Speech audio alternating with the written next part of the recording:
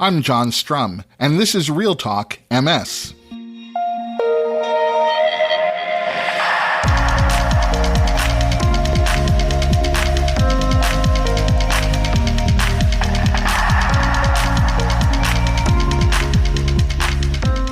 It's March 16th, and we have a lot to talk about. When I started putting this episode of the podcast together, I realized that we're up to episode number 185. Now that's just 15 episodes away from the 200th episode of RealTalk MS, and it feels like we should do something special when we reach that milestone. And I think it's only fair that you have a voice in how we should mark that semi-auspicious occasion. So please get in touch with me and share your ideas about what might be an appropriate way to celebrate 200 episodes of RealTalk MS. You can email me at John, that's Jon, at realtalkms.com, or you can call our listener hotline at area code 310-526-2283 and share your thoughts. Of course, there would be no episode 200, not even an episode 185, without you. And I never take your participation in our weekly conversations for granted. I appreciate your time and attention, your emails, voicemails, and DMs, and I always try to do everything I can to make sure that the time you spend listening to RealTalk MS and participating as a member of the RealTalk MS community is time well spent. So when someone goes to the trouble of letting me know that they're finding value in listening, it's like getting my report card and seeing a big A+ at the top. So today, I want to give a special shout out along with a thank you to Dave Bexfield. Dave is the founder of Active MSers. And if you haven't visited the Active MSers website and signed up for their email newsletter, I'd say you're not only missing out on great information, but you're also missing out on Dave's very unique perspective on living with MS, a perspective that's been well tempered by Dave's sense of humor. When you visit activemsers.org, among the huge amount of information and resources available at the website, Dave has put together a guide to the best MS resources. You'll find listings for the best MS research conference, the best MS news site, the best MS activity programs, but you'll get more than just listings. Dave provides the pro and the con for every resource mentioned as being best. I'm honored that RealTalk MS is listed as the best MS podcast, and I'll even share Dave's pro and con about RealTalk MS. The pro is that all of our past episodes are online and easy to find. The con is that you probably need to add an 8th day to your week to listen to all of them. So thanks again, Dave Bexfield, for the mention, and I'd recommend listening to just a few episodes at a time. That seems far easier than creating that 8th day. If you'd like to check out Active MSers, and I think you'll like what you find there, you can visit the website at activemsers.org, and I'll include that link in today's show notes. Walk MS 2021 is here, and like so many things, it's going to be a virtual walk this year. I'm walking to honor the memory of my wife, Jean, who lived with progressive MS until passing away just a year ago. And I'm hoping that if you aren't already involved in Walk MS, you'll choose to make a donation today. I'm very fortunate that because the National MS Society has partnered with me to produce RealTalk MS, I've never had to worry about selling you a product or setting up a page to raise money for this podcast. But for those of you who'd like to express your appreciation for the podcast, this would be a great way to do it. Think about it. The National MS Society is the largest private funder of MS research in the world. They recruit and provide financial support for future MS research scientists. They offer informative programming like the weekly Ask an MS Expert webcast series, a series, by the way, that thousands of people are watching every single week. And I think their MS Navigators program is second to none when it comes to providing one-to-one individual problem-solving and support for people affected by MS, no matter what kind of problem you might be facing. Every single day, the National MS Society invests in a better future for everyone affected by MS. So I think investing in the MS Society just makes a lot of sense. You can visit realtalkms.com/walkms to make your donation, or even sign up to be a part of my virtual Real Talk MS Real Walkers team. But no matter how you choose to participate, it would be great to have your support. One more thing the MS Society invests in is advocacy. Speaking with one clear voice to raise awareness about MS and educate elected officials on the needs of people affected by MS. MS activists have shared our stories, urged action, and created real change. This year, the MS Society's Public Policy Conference is virtual, and that means that you have an opportunity to virtually attend and learn how you can advocate for change on important policy issues affecting the MS community. My guest today is the Executive Vice President of Advocacy and Healthcare Access for the National MS Society, Bari Talente. And Barry's joining me to talk about the Public Policy Conference and the issues that MS activists will be discussing with our congressional representatives in the days following the conference. But before we get to my conversation with Bari Talente, there are a few other things that you should know about. Today, there are about 12.5 approved disease-modifying therapies for relapsing-remitting MS. And there is exactly one approved disease-modifying therapy for primary progressive MS. And that's one reason why the work of the International Progressive MS Alliance is so important. And we've talked about the Progressive MS Alliance in past podcast episodes. The Alliance has brought together MS patient organizations, research scientists, and people affected by progressive MS from around the world to take up the challenge of progressive MS.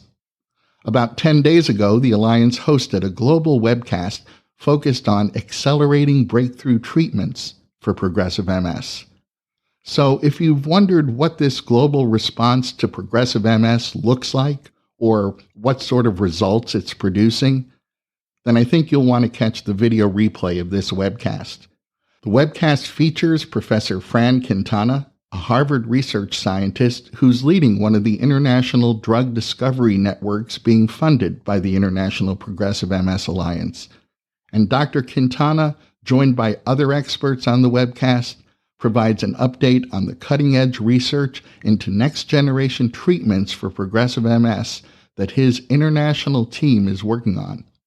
If you'd like to check out the video replay of this webcast, you'll find a link in today's show notes. People who aren't scientists, and that's most of us, probably first heard about nanotechnology by reading science fiction or seeing a movie that painted vivid pictures of swarms of atom-sized robots coursing through a person's system on some sort of sinister mission. Well, if you take away those sinister motives, nanotechnology sounds a lot like science fiction. But it's not. It's the branch of technology that develops specialized particles that are the size of atoms or molecules. And the category of nanotechnology that applies specifically to medicine is appropriately named nanomedicine. Well, at last month's ECTRIMS Forum, a biopharmaceutical company called Clean Nanomedicine presented interim data from its 2 ongoing Phase 2 clinical trials that are exploring a nanomedicine approach to remyelination.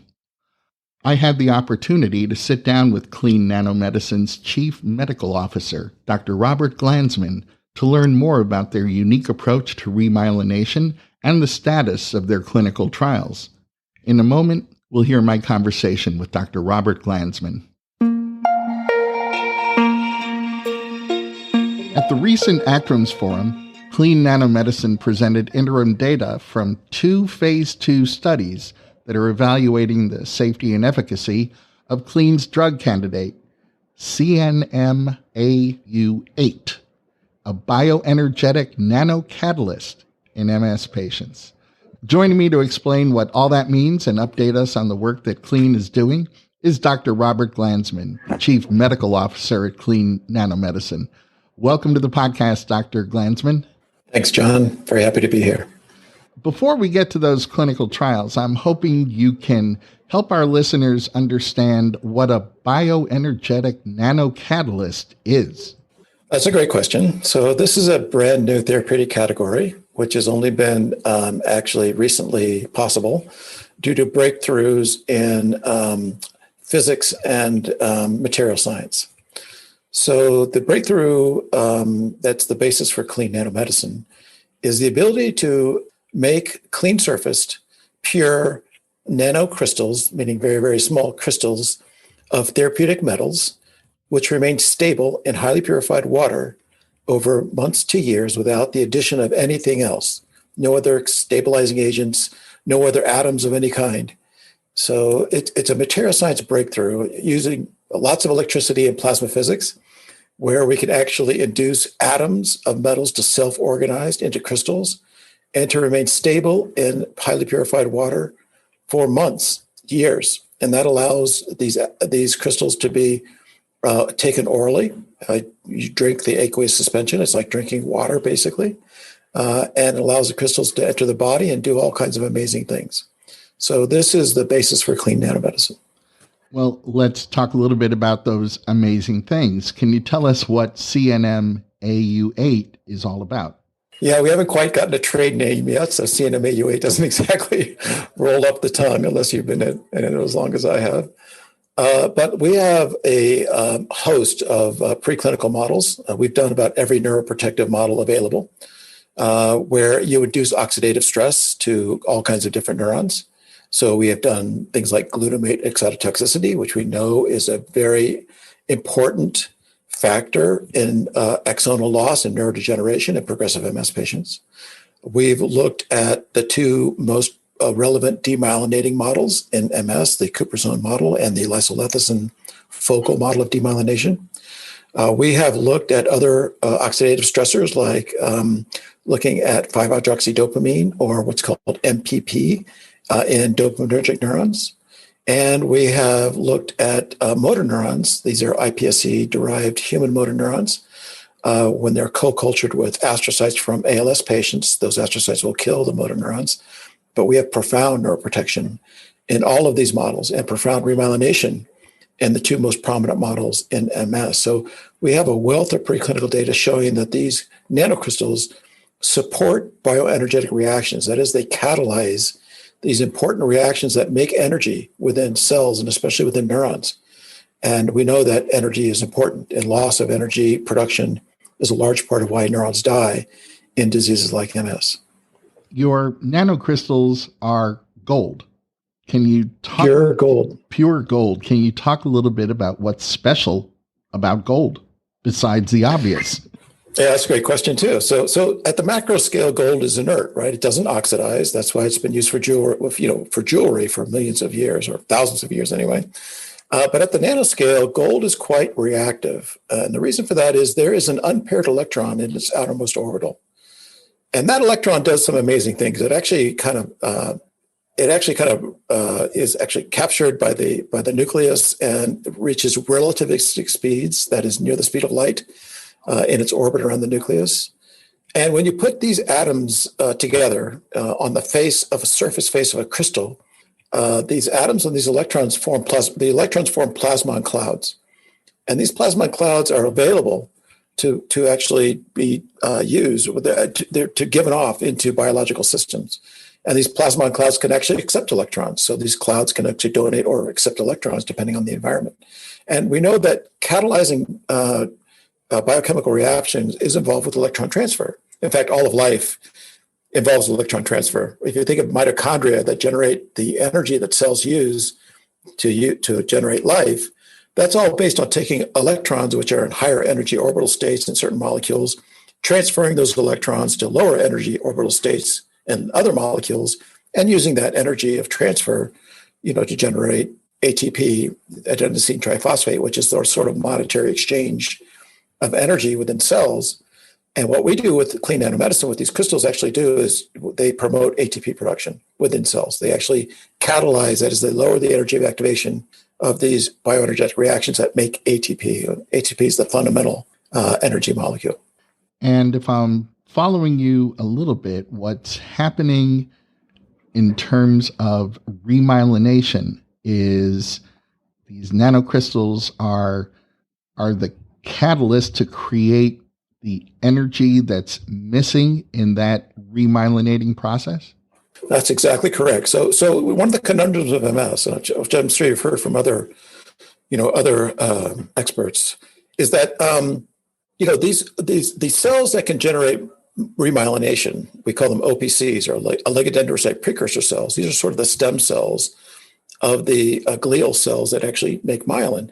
These stem cells are there. These precursor cells are sitting there in the lesions, but they don't remyelinate.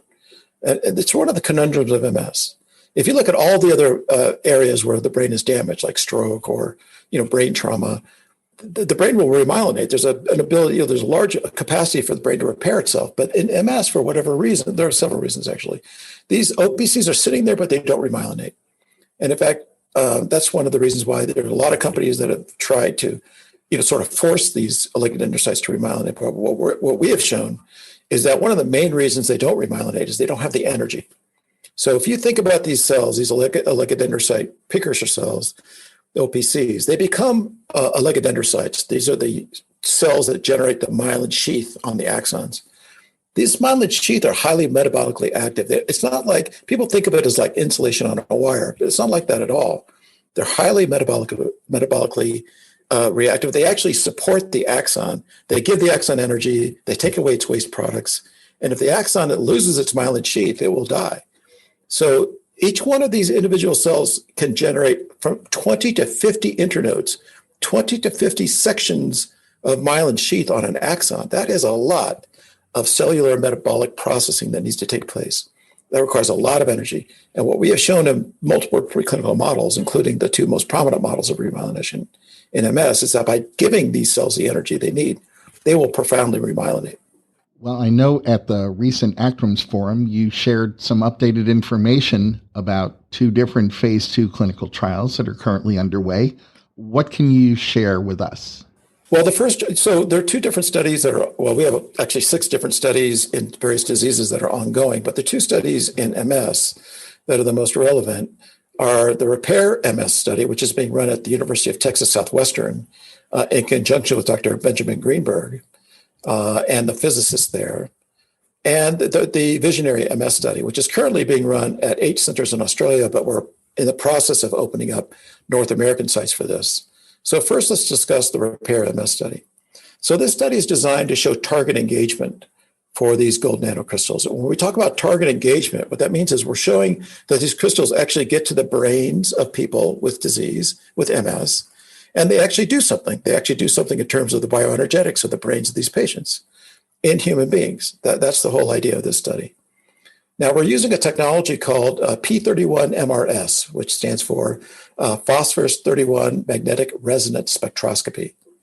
Now, P31MRS is a way of looking at the bioenergetic molecules in the brains of human beings that are living.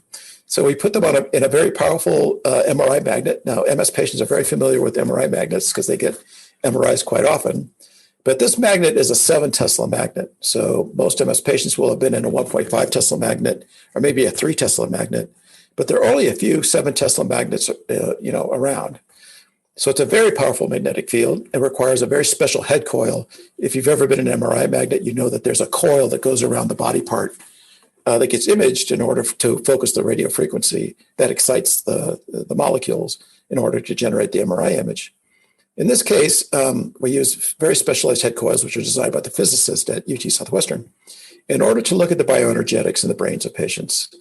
And we can discriminate these bioenergetic molecules, many of them which contain phosphorus. That's why it's called P31 MR spectroscopy, because we're actually imaging phosphorus and the molecules that contain phosphorus.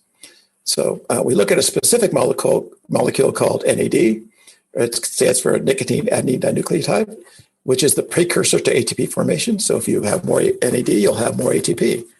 And what we've shown is that in MS patients, we can increase the amount of NAD in the brains of these patients by giving them CNM-Au8. So it's pretty cool. But the most important thing that we've shown is we can actually normalize the bioenergetics of these patients. And we do that by looking at ATP in the brains of these patients. And we can show that we can normalize ATP production within the brains of human beings with MS. It's pretty cool. I would say that's an understatement, but yes, it is pretty cool. And it's never been possible before. That's another thing that's also very cool. Well, this is interesting on so many fronts. I think when people who are living with MS think about or talk about any sort of treatment or therapy, they tend to think about therapies that are aimed at the inflammatory response, right? And this, on the other hand, circumvents that. Exactly. So here's there's a very famous neuropathologist from Vienna named Hans Schlossmann, who's the sort of god of neuropathology in MS. He's a very, very famous guy. And he talks about the pathophysiology of MS. And he talks about the different stages of MS, right? The initial stage for the vast majority of people, 85% of people, you have these inflammatory attacks where the immune system comes and attacks MS. And we know that we have very good drugs for that now. These monoclonal antibodies are very effective in reducing these inflammatory attacks. But then there becomes a second stage of MS where you have this progression now. Now the attacks are much less frequent, but now people are getting worse over time. And we call that non-active progressive MS. It's this stage of the disease that we have no therapy for currently. And this is the stage of the disease where people are actually losing function.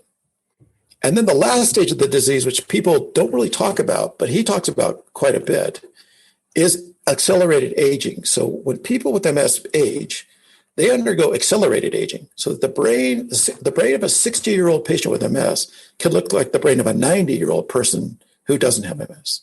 So this accelerated aging and this non-inflammatory progression are the two stages of the disease for which there are no current therapies, and for which CNM-Au8, we believe, can be really a breakthrough. So what's next for you? Well, of course, because of the pandemic, pretty much all research in MS has been on hold because MS patients are immunocompromised from their disease-modifying therapies, and they really don't want to be in areas of high endemic, exposure to the SARS-CoV-2 virus. So, unfortunately, our program is also on hold. Basically, it's delayed. So what we're going to do, though, is we've actually presented these interim clinical data from the Visionary MS study, the ongoing phase 2 placebo-controlled trial that we've been running.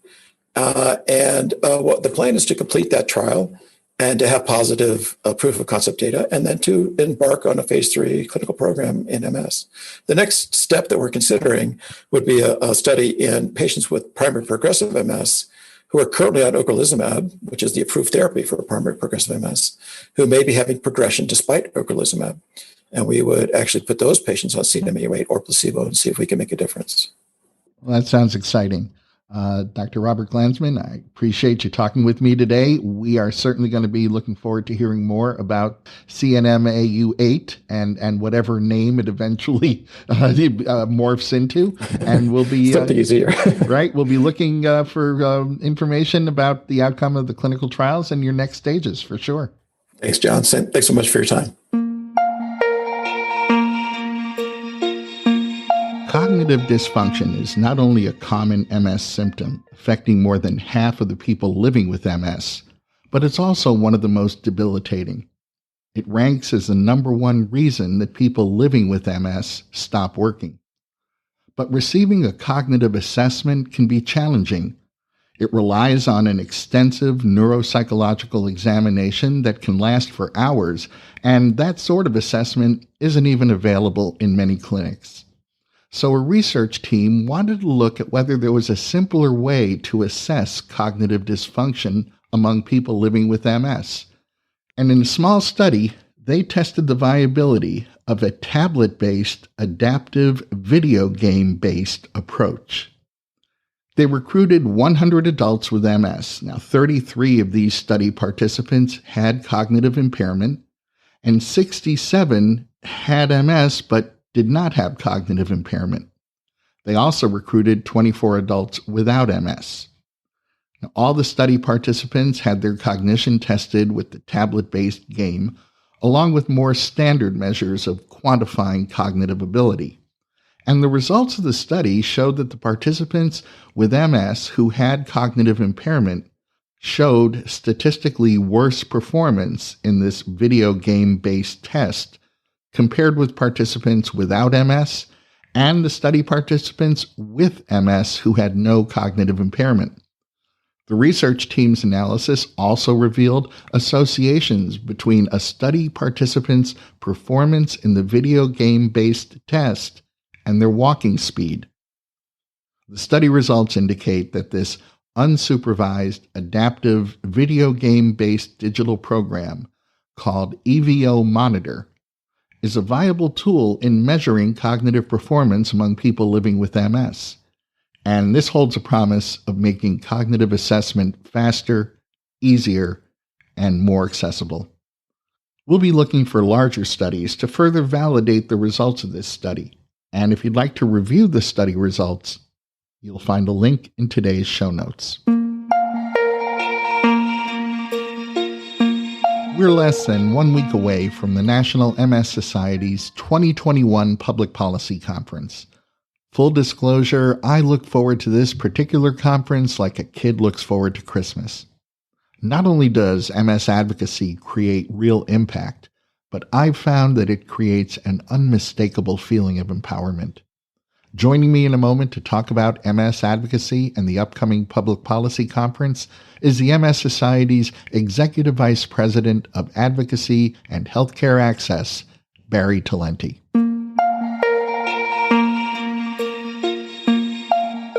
We're 1 week away from the MS Society's Public Policy Conference, and my guest today is the Executive Vice President of Advocacy and Healthcare Access for the National MS Society, Bari Talente. This year's Public Policy Conference is a virtual conference, and just as we've done for 4 years running now, Bari's joining me to talk about this year's Public Policy Conference and the issues that MS activists will be discussing with our congressional representatives in the days following the conference. Full disclosure here, I'm an MS activist and a longtime political junkie, so it's a real pleasure for me to say welcome back to the podcast, Bari. Thanks so much, John. It's great to be back. I can't believe this is our 4th time giving a little preview of the Public Policy Conference. Well, that's something I am particularly proud of. So I thought we could start with kind of a very basic question, but an important one. What does it mean to be an MS activist? It's such a great question. And I really, to sort of the parts of my soul, I really believe being an MS activist is about changing the world for the better. And, advocacy is a place that, we get caught up in the politics, and that can be really hard to see, but it's really about giving people their voice and then using that voice to make change. And when you watch people sort of step into advocacy for the first time or really see what it can do, it's a powerful moment. What do you think it is that makes advocacy particularly important to people who are affected by MS? I've heard time and time again from people living with MS that advocacy, getting involved in advocacy is a place where, one, it ignites their passion, but really it allows people to feel like they're taking control in the course of living with this really unpredictable disease. And it allows people that forum to ask for what they need in a powerful way and to not apologize for it. And really, I think, MS is such a heterogeneous disease, and we talk about that all the time. But, one of the great things that we like to tell people in advocacy is you're the expert on your MS, and go ahead and let elected officials and their staff know what that means to live with MS, what it's like for you. You're bringing that expertise forward, and that's what they need to make policy decisions. Well, speaking of some of those policy decisions, while 2020 was a year that presented all of us with all sorts of brand new challenges, it was also a year of several MS advocacy wins. Would you mind sharing what some of those wins were? I'll share a couple, John, but you're scooping my speech at Public Policy Conference a little bit. It's true. 2020 provided an opportunity for more people to engage in MS activism. So MS activists really weighed in quite a bit on the different COVID-19 relief packages. And there's a lot in those pieces of legislation that's really helpful for people with MS living through an economic crisis and for people with health conditions overall. We also were really successful in federal funding for the MS research program through the Department of Defense. So through our advocacy in 2020, we got to another bump to $20 million for fiscal year 2021, which is where the federal government is right now. So lots of opportunities for MS activists to weigh in and lots of successes too. You and I have had an opportunity to talk about the Public Policy Conference a few times now, but I always try to make sure that my newer listeners are up to speed on all this stuff. So can you please explain what the Public Policy Conference actually is and what this year's virtual Public Policy Conference is going to be like? I'm happy to. So the Public Policy Conference is an event, but really we think of it almost as the kickoff to our federal advocacy work for the entire year. And so the conference provides that opportunity to bring MS activists together to learn from each other and to learn from policy experts and experts on sort of the DC inside political stuff. There's opportunities to connect and network with other activists and really to become inspired and get engaged in activism throughout the year. So all of those goals that we have for the Public Policy Conference, learning, inspiration, connection, all of those carry through to the virtual Public Policy Conference that we'll see too. So we worked really hard to make sure all of those core elements are still there. People will have those opportunities to connect with each other. We'll have some fun. MS activists can be a competitive bunch, so we're working that in a little bit too. We'll learn from policy experts. We have a great DC insider giving a talk. We'll hear from our MS caucus leads. So a lot of great things to look forward to. And a speaker that I'm super excited about, and I think many others in the MS community will be too, we'll have Gloria Estefan talking at the Public Policy Conference this year. That sounds amazing. I look forward to the Public Policy Conference every year. This year, I'm really, really pleased to be connecting with my good friend and fellow activist, Marcus Jones, and he and I are going to be co-emceeing the conference. So we're both excited about that. I'm excited about that too. I love that you and Marcus are going to have such an integral role in the conference. I think it's going to just make it so much more impactful. And you guys both just have this ability to connect with everyone. So I can't wait to see how it all comes together. Can you tell us a little bit about what the priority issues are that the MS activists will be talking about with our legislators during virtual meetings in the days following the Public Policy Conference?